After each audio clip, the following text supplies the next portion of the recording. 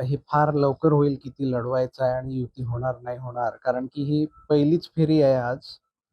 आता यानंतर काही पक्षांसोबत बोलण्या होतील, त्यानंतर निर्णय घेऊ. पण आज हा निश्चित आहे की राष्ट्रवादी काँग्रेस पक्ष, सन्माननीय अजितदादा, सन्माननीय प्रफुल्लभाई आणि सन्माननीय सुनील तटकरे साहेब यांच्या नेतृत्वाखाली यापूर्वी ज्या काही दिवसांपूर्वी जे नगरपालिका नगरपंचायतीच्या निवडणुका झाल्या त्याच्यात पण यश चांगल्या प्रमाणात आपण तिथे संपादित केलेलं आहे.